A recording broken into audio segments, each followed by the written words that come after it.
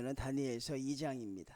우리가 2장을 읽었지만 여러분들이 이해하시지 못할 말씀은 하나도 없습니다. 그냥 간단하게 어떤 사건의 진행을 서술한 것처럼 보입니다. 다니엘서 1장은 다니엘서의 서론이고, 다니엘서 2장부터 7장은 열방에 대한 예언이 나와져 있습니다. 열방에 대한 예언이 기록되어져 있습니다. 이 느부갓네살 왕이 꾼 꿈의 내용도 결국은 나라의 흥망성쇠를 예언하고 있죠. 그러면 다니엘서에서 왜 열방과 모든 나라들을 예언하고 있습니까? 그 예언의 목적이 무엇일까요? 모든 주관자는 하나님이시라는 것입니다. 나라의 모든 흥망성쇠의 주관자는 하나님이시다. 그것이 가장 중요한 것이고, 또 세상의 모든 나라는 반드시 멸망한다는 것입니다. 그래서 멸망하지 않는 나라가 어떤 나라가 있을까? 사람들로 하여금 하나님 나라에 대한 열망을 갖도록 하기 위해서 결국 이 예언을 하나님이 보여주시는 것이죠. 우리가 이 세상을 바라보면서 온전한 게 없지요? 이 세상에 완전한 게 없습니다. 결국 이 세상에 희망을 둔다는 것은 참 그것이 위험하다는 것을 알게 되죠. 그러면 온전하고 완전하고 또 완벽한 것이 어디에 있을까? 그때 우리는 하나님을 생각하게 된다는 것입니다. 바로 성경의 내용이 우리에게 그것을 말씀하여 주고 있습니다. 오늘 저희가 읽은 본문의 내용, 여러분들 말씀을 해석하면서 우리가 하나님 앞에 우리의 믿음이 더 주님 앞에 얼마나 우리가 견고해야 되는지 그런 생각을 저희가 할 수 있는 시간들이 되어야 합니다. 1절 봅니다. 느부갓네살이 다스린 지 2년이 되는 해에, 느부갓네살은 한 나라의 왕이지만 세계의 왕이기도 하였습니다. 오늘날로 따지면 정확한 표현은 아니겠지만 미국의 대통령 정도 되겠죠. 아주 세계를 짊어지는 그런 왕이었습니다. 그 영광의 자리, 글쎄 어렸을 때는 그 자리가 참 부러웠어요. 어렸을 때 장래 희망이 뭐니? 대통령, 또 아니면 왕, 그런 걸 꿈꿨지요. 왜? 그런데 나이가 들어가면서 보면 그 자리가 그렇게 좋은 자리만은 아니라는 걸 알게 돼요. 우리 학생들도 그걸 이제 깨달아 가는지 모르겠어요. 부자, 돈 많은 게 참 좋다. 나는 빌 게이츠가 되고 싶다. 나는 어떤 돈 많은 사람이 되고 싶다 하는데 그 대가가 대단하거든요. 그것을 치러야 하는 게 엄청납니다. 그래서 어떤 때는 그냥 평범하게 사는 게 가장 좋은 게 아닐까, 그런 생각도 하게 되는 것이죠. 자, 느부갓네살이 왕이 되었으니 얼마나 고통과 고민과 근심이 많았겠어요. 우리도 그렇게 고민과 근심 속에서 잠을 이루지 못할 때가 있는데 전 세계의 왕이니 얼마나 그 고민이 많았겠습니까? 그러니 잠을 이루지 못하는 날들이 많았을 것입니다. 여러분, 하나님은 우리에게 뭐라고 이야기합니까? 잠자지 말라고 합니까?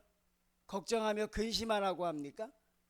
걱정하며 근심하지 말라고 합니다. 믿는 자는 걱정하며 근심하는 게 아니에요. 근심해도 해결하지 못하기 때문에 그렇습니다. 하나님이 그러잖아요. 걱정하며 근심해서 해결할 수 있으면 마음껏 해라. 밤새 끙끙 앓고 걱정하면 내가 해결될 것 같으면 마음대로 하라고 이야기합니다. 그래서 믿음이 없는 사람의 모습이 무엇으로 나타난다 그랬어요? 불신앙으로 나타나는 게 아니라 교회를 내가 안 다녀야지, 하나님을 안 믿어야지, 그렇게 극단적으로 나타나지 않아요. 믿음이 없는 사람들의 모습은 어떻습니까? 걱정하며 근심합니다. 불안해합니다. 그건 100% 믿음 없다고 봐도 돼요. 그러니 여러분, 교회를 나가고 안 나가고 하나님께 예배를 드리고 안 드리고 새벽 기도를 드리고 안 드리고 하나도 상관없어요. 걱정하며 근심하면 하나님을 기만하는 거예요.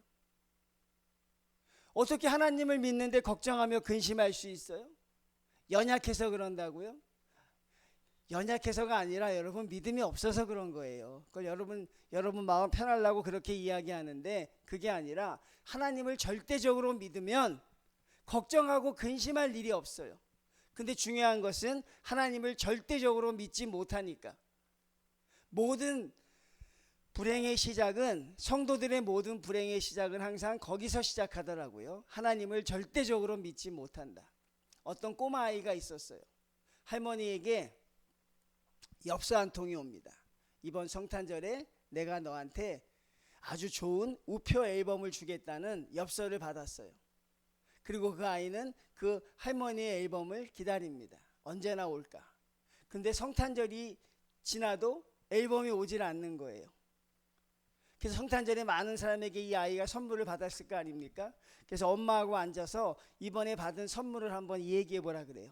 그러니까 그 아이가 쭉 얘기하는데 1번을 뭐라고 얘기하냐면 할머니께 받은 우표 앨범 하나.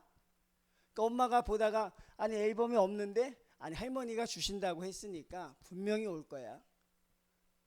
할머니가 주신다고 했으니까 분명히 올 거라고 믿어서 나는 엄마 받지 않았지만 받은 것으로 생각하고 있어. 그런데 엄마가 그걸 보고 이렇게 껄껄 웃었어요. 아이가 아직은 순진한 건지 할머니를 믿는 믿음이 나쁘지 않았잖아요. 그런데 한 달이라는 시간이 흘러요. 그 이후에도 앨범은 오지 않습니다. 그러자 엄마가 이제는 거봐, 할머니가 잊어버린 거 맞지? 할머니가 안 보낸 거 맞지? 그러자 그 아이는 뭐라고 합니까? 내가 아는 할머니는 나에게 줄 선물을 절대로 보내겠다고 하고 안 보내시는 분이 아니야, 엄마. 나는 할머니가 보내줄 줄로 믿어. 그러니까 그 엄마가 그렇게 이야기합니다. 그래도 혹시 모르니 내 할머니한테 선물을 잘 받았다, 그런 편지를 하나 보내보면 어떻겠니? 할머니한테 할머니 이번 크리스마스 앨범에 크리스마스 때 우표 앨범을 주셔서 감사합니다. 그리고 먼저 편지를 보내면 할머니에 아마 답이 있지 않겠니? 이 아이가 보냈습니다. 그러자 할머니가 답장이 왔어요. 나를 믿어줘서 고맙다. 내가 너에게 줄 앨범을 골랐는데 그 앨범이 너에게 꼭 맞았는데 그게 품절이더라. 그래서 내가 뉴욕 본사에 연락을 해서 그것을 보내달라고 하는데 연말이라 너무 오래 걸리는구나. 내가 너에게 그것을 꼭 선물하고 싶어. 그렇게 내가 조치를 취했는데 아직도 기다리고 있는데 내가 나에게 편지를 보낸 것 보니 먼저 내가 돈을 얼마 정도를 보낼 테니 내 마음에 드는 걸 사는 게 좋겠다. 이러고 마무리가 됐다는 거죠. 그 손자 아이는 할머니를 절대적으로 믿었어요. 내가 아는 할머니는 주시겠다고 하면 주시는 분이라는 것. 시간이 지나고 한 달, 두 달이 흘러도 어떤 이유가 있을 거라는 것. 근데 그 아이가 어떤 할머니라는 걸 알았어요? 나에게 가장 좋은 걸 준비하고 있는 할머니라는 걸 알았잖아요. 그 아이가 할머니를 믿는 만큼 여러분이 하나님을 믿으시느냐 하는 거죠. 믿지 못하니까 우리의 모든 성도들의 모든 불행이 거기서 나와요. 사람들을 믿지 못하죠. 그러니 하나님도 믿지 못하겠다는 거예요. 사랑과 하나님은 다른 것이죠. 여러분 하나님을 믿으십니까? 철저하게 믿으십니까? 하나님을 믿는다는 믿으면요, 절대적이라는 단어가 생략되어 있는 거예요. 나는 하나님을 절대적으로 믿어. 그 절대적이라는 단어가 생략되어 있다고요.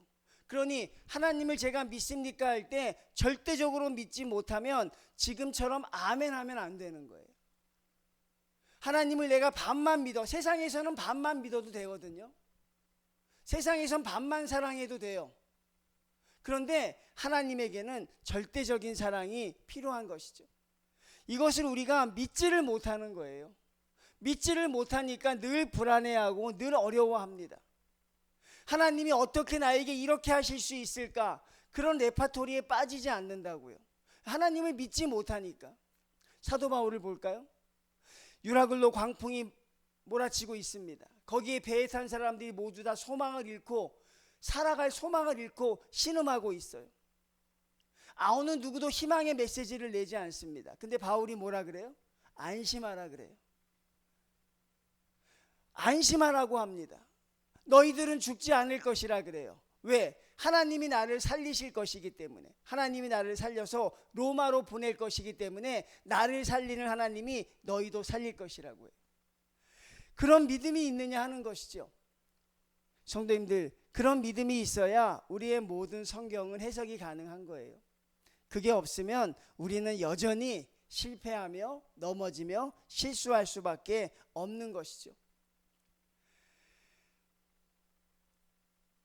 다니엘이 여러분 하나님을 믿었습니까? 안 믿었습니까? 믿었죠. 제일 처음 믿음 표시가 뭐예요? 하나님이 내 얼굴을 채식만 해도 반드시 좋게 해줄 것이다. 내가 아는 하나님은 그런 분이다. 이 믿는 사람들을 보면 선포하고 나가죠. 일이 되어지는 걸 보고 우리 나가길 원하거든요. 우린 함부로 장담을 못 하잖아요. 근데 믿는 사람들이 보면 선포하고 나갑니다. 열흘 동안 내가 채식만 먹어도 내 얼굴이 하나님이 나를 좋아지게 할 것입니다. 오늘 본문에도 그래요. 여러분, 본문의 내용이 뭡니까? 느부갓네살 왕이 꿈을 꿨어요. 그런데 1절 보면 꿈이 기억이 나지 않는 거예요. 기억이 나지 않는데 굉장히 안 좋은 꿈인 건 분명한 것 같아요. 우리도 그럴 때 있잖아요. 꿈을 꿨는데 뭔가 찝찝하고 뭔가 좀 마음이 불안한 그럴 때가 있잖아요. 그런데 2장 1절 말씀 여러분들이 자세히 보면 느부갓네살이 다스린 지 2년이 되는 해에 느부갓네살이 꿈을 꿨다는데 이거를 원어로 보면 이 꿈이 복수로 돼 있어요. 단수가 한 번 꾼 게 아니라 동일하게 일시적으로 계속 꿨다는 것입니다. 그러니까 얼마나 느부갓네살이 힘들었겠어요. 그런데 깨면 기억은 안 나요. 그런데 굉장히 불길한 징조의 꿈인 건 맞는 것 같아요. 그러자 왕이 어떻습니까? 그 나라의 그 당시 모든 걸 주관하고 있던 이 술객과 점술사를 다 불러요. 그리고 여러분, 정말 황당한 요구를 해요. 이렇게 황당한 요구를 하는 왕이 없어요. 느부갓네살 왕이 그만큼 폭군이었어요, 여러분. 뭐라고 이야기합니까? 내가 간밤에 꾼 꿈을 가르쳐달라 그래요. 술객사들한테. 자기가 꾼 꿈을 남한테 가르쳐달라는 거예요. 여러분, 그게 가능해요? 있을 수도 없는 일이잖아요. 어떻게 자기가 꾼 꿈을 마치라고 합니까? 그리고 그 꿈의 해석까지 내놓으라는 것이죠. 자, 그런데 여러분, 이 술객들이 뭐라고 이야기합니까? 왕이요, 꿈을 얘기해 주십시오. 그러면 우리가 그 꿈을 해석해 보겠습니다. 아니다. 너희가 꿈까지 맞춰라. 이게 주석에 의하면 느부갓네살 왕이 그 꿈의 내용을 알았는데 혹시 해석하는 사람들이 그 꿈까지 알아야 진정한 해석자라고 생각해서 그랬다는 것도 있어요. 그게 뭐 정설은 아니지만 그만큼 아주 황당한 요구를 합니다. 그리고 뭐라고 이야기합니까? 꿈을 해석하지 못하면 어떻게 하겠다 그래요, 여러분? 자, 5절 한번 볼까요? 왕이 갈대아인들에게 대답하여 이르되 내가 명령을 내렸나니 너희가 만일 꿈과 그 해석을 내게 알게 하지 아니하면 너희 몸을 어떻게 한다고요? 너희 몸을 쪼개버린다. 그러니까 너희 몸을 반토막 내겠다는, 그걸로 끝나는 게 아니라 너희 집을 거름더미로 만든다는 건 전 가족을 몰살하겠다는 거예요. 너희가 사는 집이 거름터가 되게 할 것이라. 여러분, 이게 그렇게 중요한 죄입니까? 왕이 꾼 꿈을 알아맞히지 못하는 게 이게 크게 큰 꿈이 이게 죄입니까, 여러분? 황당하죠? 아주 불공평하죠?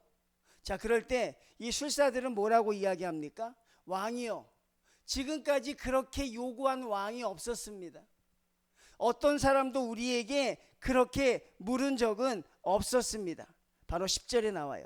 갈대아인들이 왕 앞에 대답하여 이르되 세상에는 왕의 그 일을 보일 자가 한 사람도 없으므로 어떤 크고 권력 있는 왕이라도 이런 것으로 박수에게나 술객에게나 갈대아인들에게 물은 자가 없었습니다.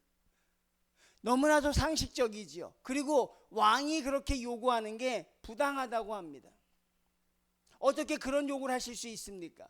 그러자 느부갓네살 왕이 더 화가 났어요. 어떻게 합니까? 직시로 잡아 죽이라고 했습니다. 누굴 잡아 죽이라 그래요? 바벨론의 지혜자들. 근데 그 불똥이 누구에게 튑니까? 가만히 있던 누구에게 튀어요? 다니엘과 세 친구에게 튀어요. 만약에 하나님이 우리에게 그런 일 하셨다면 여러분 어떻게 반응했을까요? 우린 하나님, 제가 뭘 잘못했습니까? 하나님, 제가 뭘 잘못했길래 그것 때문에 내가 죽어야 합니까? 우리가 그랬을까요? 안 그랬을까요? 우리는 아마 그랬을 것 같아요. 하나님, 이건 너무 황당하고 억울합니다. 나는 그냥 가만히 3년 동안 교육을 받고 하나님의 영광을 드러내고 있었는데 왜 왕이 꾼 꿈 가지고 내가 죽어야 합니까? 여러분, 우리가 그런 이의를 제기할 수 있어요, 없어요? 이의를 제기할 수 있지요. 이게 상식적이잖아요. 너무 억울합니다. 다니엘과 세 친구가 모여서 이게 무슨 황당한 일이냐 했을 텐데 다니엘과 세 친구는 그런 일이 아예 없어요. 전혀 항변하지도 억울해하지도 않아요. 왜 그렇습니까, 성도님들? 이 세계를 하나님이 주관하신다는 걸 알고 있었기 때문에, 하나님이 하시는 일인 걸 알고 있었기 때문에 하나님이 하시는 일에 이의를 달지 않아요. 믿습니까? 여러분, 하나님이 믿으려면 그렇게 믿어야 한다는 거죠. 다니엘처럼 우리 하나님이 주관하시는 세상 속에서 꿈을 꿨고 그 꿈으로 인하여서 내가 죽게 생겼어도 하나님이 하시는 일이니까 믿음으로 나가는 거예요. 오히려 믿지 않는 술사와 점객들은 이의를 제기했어요. 이런 법은 없습니다. 근데 다니엘은요, 새 친구는 그 앞에 그것을 받아들여요. 아, 이거 하나님이 하시는 일인가 보다. 여러분, 그러실 수 있습니까? 믿음을 고이 잘 유지하던 성도들이요, 견딜 수 없는 고난이 오면 무너져요. 성도들이 그 한계치가 있는 것 같아요. 나는 여기까지인 것 같아. 나는 이게 내 마지노선인 거야. 이게 무너지면 내가 하나님 앞에 온전히 믿음을 유지하기 어렵다고 생각하는 그 리미트가 다 있는 것 같아요. 여러분, 그렇죠? 다 그런 게 있어요. 나는 여기까지입니다. 하나님이 여기까지만 나를 건드리지 않으시면 나는 하나님 앞에 성도로 남아 있을 것입니다. 그런데 하나님, 내가 만약 이게 무너지면 나는 하나님의 성도로 살아갈 수 없습니다라는 그 마지노선, 그 자체가 교만하고 불순종이라고요. 인간적인 감정으로 신앙을 바라보면 안 된다는 거예요. 여러분, 저 사람은 할 만큼 했어, 저 사람의 믿음은 참 커, 그래도 그런 믿음은 안 되는 거예요. 여러분, 그건 인본주의의 신앙이라고요. 감정적인 신앙이라고. 저 사람은 하나님을 원망할 자격이 있어. 굉장히 감정적이고 굉장히 뭐라 그럴까요? 인문적이죠. 저 사람은 그럴 자격이 있어. 저 사람은 교회를 향해서 비난할 만한 자격이 있어. 여러분, 그거 아니라는 거라고요. 하나님 앞에는 언제나 100% 믿음이 있어야 하는 것인데 우리는 자꾸 그런 감정주의에 빠지는 것이. 주여, 할 만큼 했습니다. 하나님, 더 이상 무엇 하라고 하십니까? 하나님이 더 하라고 하면 하는 거예요. 여러분, 그 나를 일시키신 하나님은 온전하신 분이니까 그 하나님이 하시는 일에 대해서 전혀 토를 달지 않는 거죠. 하나님이 하시는 일은 무조건 옳다. 아니, 그렇게 바보 같은 신앙이 있습니까? 똑똑한 사람들이 그럴지 몰라요. 세상에 그렇게 여러분 독단적인 믿음이 있습니까? 여러분, 신앙 자체가 그런 거잖아요. 믿음 자체가 그런 것입니다. 믿음은 여러분 합리적인 게 아니에요. 어떻게 합리적인 믿음인데 여리고성을 그냥 돕니까? 어떻게 합리적인 믿음, 문둥병을 고치려고 어떻게 요단강에 들어가고. 우린 그걸 들으면서 은혜를 받는데 내 삶 속에서는 그걸 적용을 못해요. 자꾸 내 삶은 합리적으로 풀어가려고 그래. 하나님, 내가 하나님 앞에 이렇게 했으니 내가 이 정도를 받는 게 당연합니다. 아니라는 거죠. 하나님이 요구하시면 그냥 그대로 하는 거예요. 사도 바울이 얼마나 하나님을 위해 헌신합니까? 눈물이 날 지경 아닙니까? 어떻게 사람이 저렇게 할 수 있을까? 어떻게 인간이 저렇게 할 수 있을까? 여러분, 저들을 구원하기 위해선 내 이름이 생명책에 지워졌다는 모세의 말처럼 그들을 위해선 생명을 내겁니다. 근데 하나님이 그에게 주신 건 뭐예요? 뭘 주셨어요? 로마의 감옥을 주십니다. 그를 어떻게 데려가십니까? 예, 로마에서 칼로 목을 쳐서 죽게 합니다. 그게 하나님의 뜻이라면 사도 바울은 그걸 알면서도 뭐라 합니까? 내가 나의 달려갈 길을 마치고. 그게 믿음이라고. 여러분, 우린 한 번도 그런 치열한 믿음에 서보지를 못한 거예요. 너무나도 아니라니까.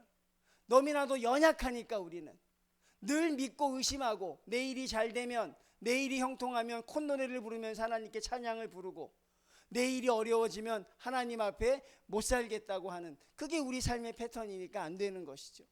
그래서 하나님이 나에게 복 주시는 것을 내 삶의 형통함으로 판단하지 말라고 제가 여러분에게 여러 번 말씀드렸잖아요.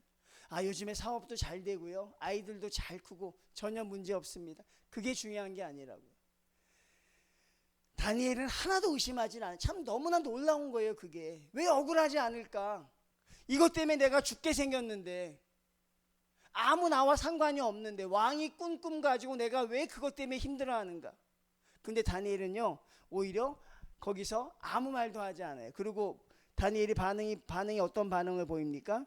바로 시위대장 앞에서 그럽니다. 어떻게 이야기합니까? 그때 왕의 근위대장 아리옥이 바벨론 지혜자들을 죽이러 나가매 다니엘의 명철하고 슬기로운 말로 왕의 근위대장 아리옥에게 물어 이르되 왕의 명령이 어찌 그리 급하냐 하니 아리옥이 그 일을 다니엘에게 알림해. 이 아리옥도 다니엘 같은 사람을 처음 본 거예요. 다들 원망하고 불평하고 살겠다고 도망 다니는데 다니엘은 아주 정중한 말로 왕이 왜 그렇게 하십니까? 뭐가 문제입니까? 라고 묻지요. 그러자 어떻습니까? 아리옥이 다니엘 시위대장이 이 점성술사 하급관리에게 자세히 설명을 해줘요. 여러분, 우리는 알 수 있어요. 성도님들 아시겠습니까? 하나님이 함께 하시고 있다. 믿습니까? 우리는 밖에서 보면 이런 일은 생겨나질 않아요. 요셉이 감옥에 갇혔는데 거기에 상급 관리들이 들어와요. 꿈을 꿔요. 꿈을 해석해줘. 누가 함께 하고 있다? 하나님이 하시고 있다. 16절 봅니다. 다니엘이 들어가서 왕께 구하기를 시간을 주시면 왕에게 그 해석을 알려드리리이다. 이러고 끝나요. 여러분, 하나님을 얼마나 믿었으면 내가 그 꿈을 해석해 주겠습니다. 다니엘이 어떤 믿음이 있는 거예요? 하나님이 보여주실 것이다. 그 급박한 상황에서 지금까지 우리는 어때요? 지금까지 안 보여주셨는데 지금 보여주신다고 그렇게 생각하겠지만 다니엘은 안 그런 거죠. 제가 그 꿈을 해석해 드리겠습니다. 이 믿음이 어떤 믿음이냐는 거죠, 여러분. 우리는 그 믿음을 여러분 발견해야 되죠. 그 믿음이 어떤 믿음입니까? 하나님에 대한 믿음이 절대적이었다는 것입니다. 하나님에 대한 믿음이 절대적인 사람은 절대 위기 속에서 흔들리지 않습니다. 절대 눈에 보여지는 것 때문에 일이 일비하지 않아요. 왜? 내가 믿는 하나님은 반드시 선하시기 때문에 침착하게 대처할 수 있습니다. 하나님에게서 시선을 떼지 않습니다. 성도님들, 이게 다니엘의 믿음입니다. 이게 우리가 읽어내지 못한 다니엘에 대한 믿음이에요. 우리 여러분의 삶과 한번 비교해 보십시오. 우리에게는 이런 위기조차 오지 않았죠. 우리는 사자굴에 들어갈 위기도 오지 않았고 우리가 오늘 당장 죽을 위기에 처하지도 않습니다. 먹을 것 가지고 시험하는 단계에 이르지도 않아요. 왜 그런 것들이 안 올까요? 우리에겐 여러분. 저와 여러분이 더 잘 알잖아요. 우린 그럴 감이 안 되니까요. 아직 사자굴 앞에 세울 만한 여러분들 감이 안 돼요. 네? 그러니 나를 왜 사자굴에 안 세우십니까? 뭐 하나님 앞에 불평할 필요도 없어요. 그런 능력이 안 되는데 어떻게 그런 은혜를 주겠어요? 우리의 작은 일 속에서 흔들리는데.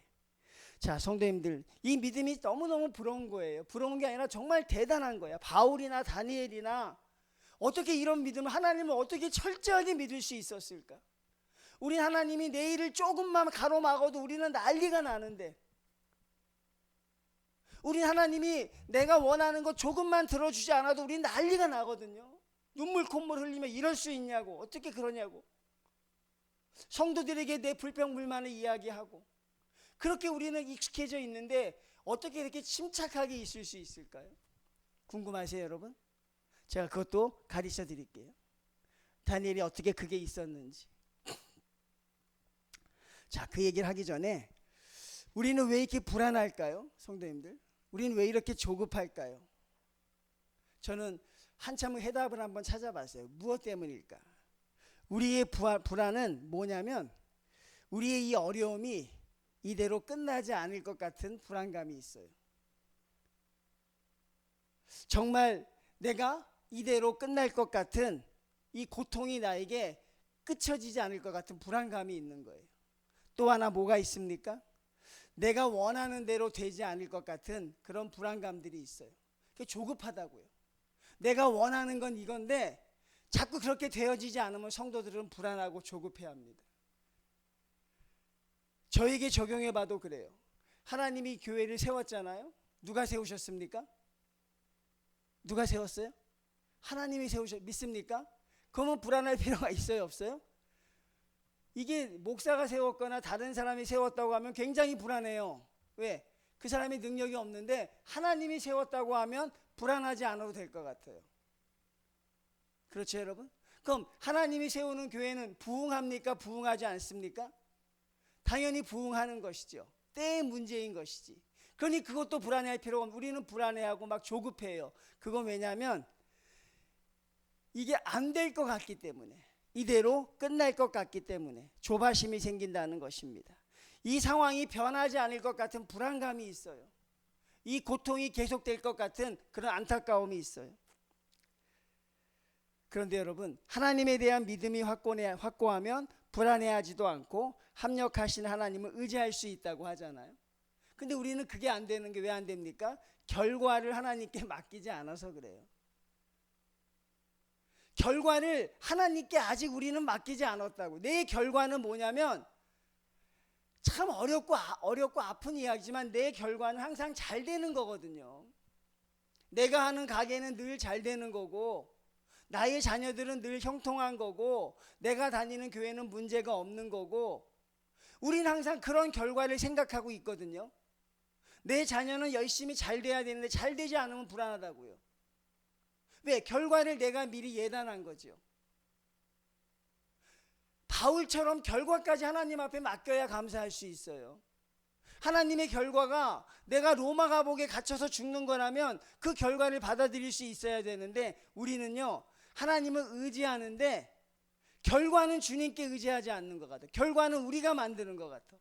하나님, 내가 이렇게 하려고 합니다. 그렇게 하게 해 주십시오. 하나님, 내가 이렇게 하려고 합니다. 이렇게 해 주십시오. 나의 아이를 의사로 만들고 나의 아이를 뭐로 만들려고 합니다. 해 주십시오. 근데 그게 안 되면 불안한 거죠. 저는 생각하면서 가장 큰 문제가 무엇이냐? 하나님 앞에 우리가 결과를 맡기지 않는다. 여러분, 하나님 앞에 내 결과를 하나님, 주님의 뜻대로 하여 주십시오. 그렇게 하지 않는다는 것이. 세상 사람들의 결과와 똑같은 결과를 놓고 우리는 기도라는 과정을 거칠 뿐이에요. 그리고 그들보다 비교 우위를 느낍니다. 우리는 기도하기 때문에 될 것이다. 오히려 기도하기 때문에 우리가 더 힘든 결과를 맞이할 수도 있는 것이죠. 바울이 기도하지 않았겠어요? 예수님의 12명의 제자가 기도하지 않아서 그랬겠습니까? 아니라는 것이. 성도님들, 아주 힘들고 고통스럽지만 나의 결과를 하나님께 드려야 우리는 감사할 수 있다니까요. 여러분이 어떤 결과를 예단해 놓으시면 안 돼요. 내가 이렇게 될 것이다. 내가 노력했으니 그렇게 돼야 한다. 그게 안 되니까 불안하잖아요. 그게 안 되니까 우리가 힘들잖아. 근데 하나님께 맡기면 하나님이 합력하여 선을 이루시니까 결국 나는 약해져도 하나님은 강해지시는 거니까. 나 하나가 죽어서 많은 사람이 강해진다면 그 길을 택하는 게 성도의 길이니까. 결국 우리는 이 문제로 고민하는 것 같아요. 성도님들, 결과를 하나님께 맡기십시오. 내가 이렇게 열심히 했으니 하나님이 나에게 이걸 주시겠다. 그렇게 하면 안 돼요. 내가 주님 앞에 11조를 드렸으니 하나님이 나에게 100배의 복을 주시겠구나. 내가 주일 지켰으니 하나님이 나에게 건강에, 이거 안 된다는 거예요, 여러분. 거기에 성도들이 막 시험에 바친다는 거야. 그러니 여러분, 하나님 앞에 결과까지 맡기셨으면 좋겠어요. 하나님, 주님 이끄시는 대로 가겠습니다. 바벨론에 끌려가면 바벨론에 끌려가겠습니다. 사자굴 앞에 끌려가겠습니다. 하나님을 믿게 하여 주십시오. 내가 믿는 하나님은 나를 그렇게 하실 분이 아니라는 것. 내 하나님은 어떤 상황에서 나를 향한 대안을 갖고 계실 것이다. 하나님은 여러분의 가정이 힘들어도 하나님은 대안을 가지고 계실 것입니다. 이 재단을 향해서도 주님은 대안이 있으실 것이에요. 그 하나님을 여러분 믿으셨으면 좋겠어요. 그런 믿음을 여러분들이 가졌으면 좋겠습니다. 그러면 여러분의 믿음은 조금 풀릴 수 있어요. 기복신앙이 아닙니다. 권선징악이 아닙니다. 하나님의 뜻입니다, 여러분. 그렇게 나타나야 할 줄로 믿습니다. 여러분, 그런 성도들이 되시기를 주님의 이름으로 축원을 드립니다. 예단하지 마십시오. 그렇게 되기를 희망하는데 그렇게 되지 않을까봐 그러시면 안 돼요. 하나님이 주시는 결과에 언제든지 감사할 수 있는 성도들이 되어야 합니다. 자, 다니엘이 그러면 이런 믿음을 어떻게 가졌느냐? 여러분과 한번 비교해 보십시오. 다니엘이 늘 하는 게 있었어요. 다니엘이 죽을 때까지 빼먹지 않은 게 있었어요. 그게 뭐냐면 하루에 3번 하나님을 만났습니다. 하루에 3번. 아침, 점심, 저녁. 바벨론의 포로로 끌려갔다 그래서 안 하지 않았어요. 관리라고 바쁘다 그래서 안 하지 않았어요. 시간만 되면 예루살렘을 향해서, 동편을 향해서 다니엘의 기도는 늘 감사 기도였어요. 하나님 감사합니다. 사자굴 앞에서 다니엘이 드렸던 기도도 감사의 기도였어요. 바울과 실라가 감옥에서 드렸던 찬양도 감사의 찬양이었어요. 하루에 3번 하나님을 철저하게 만났습니다. 그는 하루에 3번씩 철저히 경건의 시간을 갖습니다. 날마다 경건 훈련을 통해 하나님에 대한 깊은 신뢰를 쌓아갔던 것입니다. 그럼 우리와 비교해서 우리는 왜 안 될까요? 우린 바로 이 과정이 없는 것이에요, 성도님들. 이 과정이 없습니다. 하나님과 깊은 인격적 관계를 가질 시간들이 없는 거죠. 바빠서, 피곤해서. 다니엘은 그런 게 없다고 했잖아요. 어떤 상황에서 하나님을 3번 만나서 다니엘만이 누리는 복입니다, 여러분. 다니엘만이 누렸던 복이에요. 무려 70년간 국무총리의 자리에 올랐던 건 여러분 하나님이 그에게 맡기신 거예요. 내가 나를 그렇게 신뢰하니 나도 너를 믿을 만하다. 내가 나를 그렇게 믿으니 나도 너를 믿겠다. 성도님, 우리는 여기서 한번 진지하게 생각해 보셔야 돼요. 신앙의 모습과 열심이 왜 변하고 바뀌어야 하는지 모르겠어요. 여러분 한번 생각해 보세요. 왜 바뀌어야 될까요? 신앙의 모습과 열심이 왜 바뀌어야 할까? 예를 들면 결혼하기 전에 청년과 결혼하여 배우자와 자녀를 갖게 된 청년의 열심이 달라요.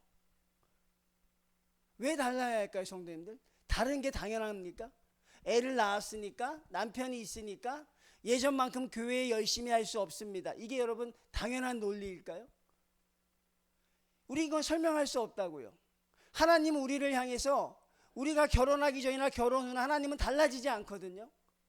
근데 우리는 달라져요. 열심히 봉사하던 청년이 결혼하고 남편을 만나고 애를 만나면 봉사 못해요. 하려고도 하지 않고, 그리고 그걸 당연하다고 생각합니다. 애 낳기 전에 열심히 봉사하고 결혼하기 전에 열심히 봉사라고 하지만 이건 여러분 하나님의 뜻은 아닌 것 같아요. 여러분 포로로 잡혀갔는데 하루에 3번 예배를 어떻게 드립니까? 예배드려 걸리면 죽는데 안 드려야지요.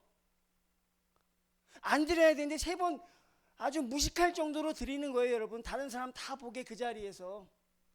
금신상을 세워서 절하면 죽인다고 하는데도요, 사람들 앞에서 그냥 하나님께 기도합니다. 어떤 기도합니까? 감사의 기도를 합니다. 그 정도는 돼야 다니엘이 누리는 복을 받는 거라고요, 여러분. 그 정도는 돼야 하는 것이라고. 직장을 갖기 전에 청년과 취업한 청년의 또 신앙의 모습이 달라져요. 왜 달라질까요? 오히려 더 좋아져야 되는데. 나에게 직장을 주신 하나님 아닙니까? 나에게 자녀를 주신 하나님 아닙니까? 그럼 더 해야지요. 근데 선물은 받고 못한다는 거죠. 고3 학생과 대학생의 신앙의 생활이 달라져요. 이게 직접 비교가 될까봐 그런데 예배 열심히 나와요. 고3까지는 수요일도 나오고 금요일도 나와요. 대학교 가면 안 나와요. MT 간대요. 중요한 시험이 있대요. 어디 트레이닝 가서 여행 간다는 못 나와요. 근데 그게 여러분 당연할까요? 그렇게 하는 게? 글쎄, 전 참 그게 너무나 당연한 거지만 우리가 그걸 받아들이고 있는 것 같죠. 또 집사와 장로의 모습이 또 달라져요. 집사일 때 그렇게 열심히 하던 분이 장로님만 되면 어깨에 힘을 주고, 여러분. 목사님 잘해봅시다. 그러고 같은 급이라 이거죠, 그렇죠? 예. 글쎄 왜 그 달라져야 할까, 성도님들? 여러분 달라지는 게 당연합니까? 그런 사람들은 하나님을 신뢰하지 못해요. 여러분 제 말이 너무 힘들겠지만 자녀를 주신 하나님께 감사하면 더 해야지요, 여러분. 나에게 대학을 허락하신 하나님이라면 더 드려야지요. 그 전보다 선물을 받았으니까. 근데 우리는 자꾸 멀어지려고 그래요. 삶의 형편에 따라서 신앙을 조절해요. 저는 그게 너무너무 답답한 거죠. 물론 저도 자유롭지 않아요. 근데 그러면 안 될 것 같아요. 여러분의 신앙의 모습은 똑같아야 될 거예요. 돈을 100만 원 벌 때나 1000만 원 벌 때나 똑같아야 하는 것이고, 내가 하루에 바쁘거나 그렇지 않거나 더 똑같아야 되는 거예요. 다니엘처럼. 그러면 하나님이 그에게 뭘 주십니까? 비로소 그에게 내가 너를 믿노라 하면서 그에게 명철을 주시는 거예요. 그 명철이 무엇입니까? 바로 고난 가운데서도 하나님을 향해서 침착할 수 있는 것입니다. 고난 가운데서도 요란을 떨지 않는, 내가 믿는 하나님은 그렇지 않으실 것이야. 내가 지금 당하는 고통이 있지만 내가 믿는 하나님은 이걸 잘 풀어주실 것이야.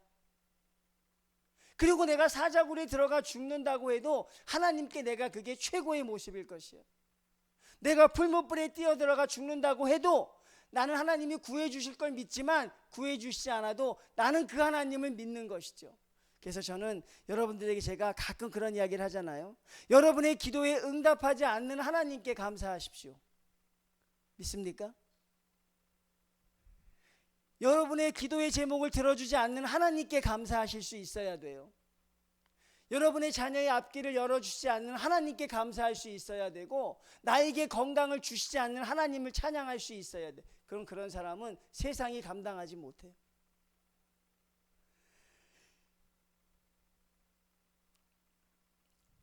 여러분, 하나님은 여러분을 향한 큰 계획이 있습니다. 믿습니까?